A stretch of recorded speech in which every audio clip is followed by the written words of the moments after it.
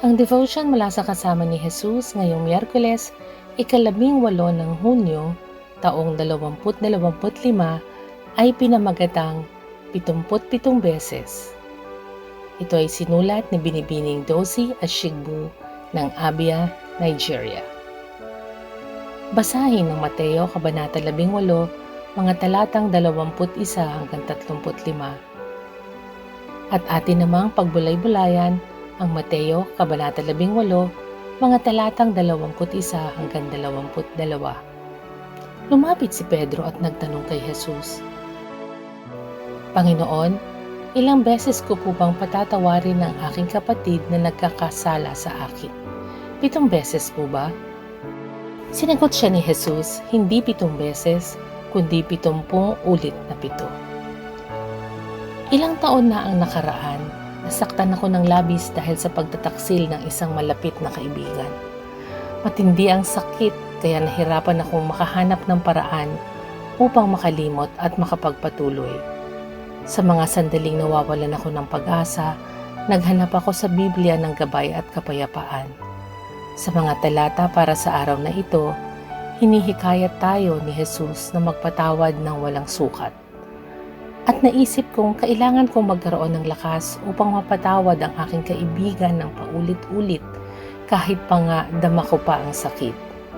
Di ko na mababago ang nakaraan, ngunit pwede kong piliing bitawan ang dala kong sama ng loob at galit. Nagpasya akong manalangin araw-araw para matuto akong magpatawad at hiniling ang tulong ng Diyos na paghilumin ang sugat ng puso ko.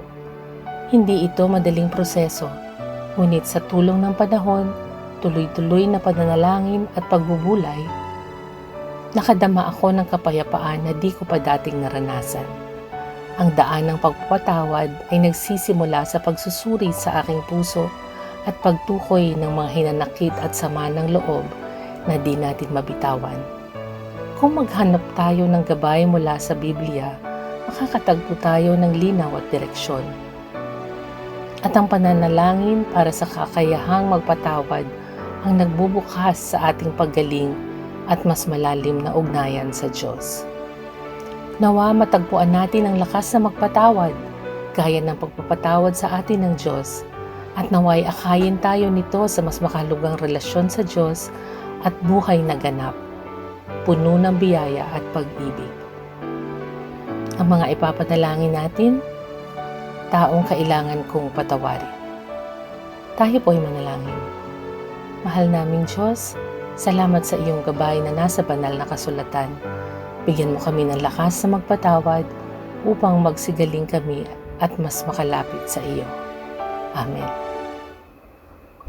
Ang isipin ngayong araw, napapalapit ako sa Diyos pag ako'y nagpapatawad. Magandang araw po.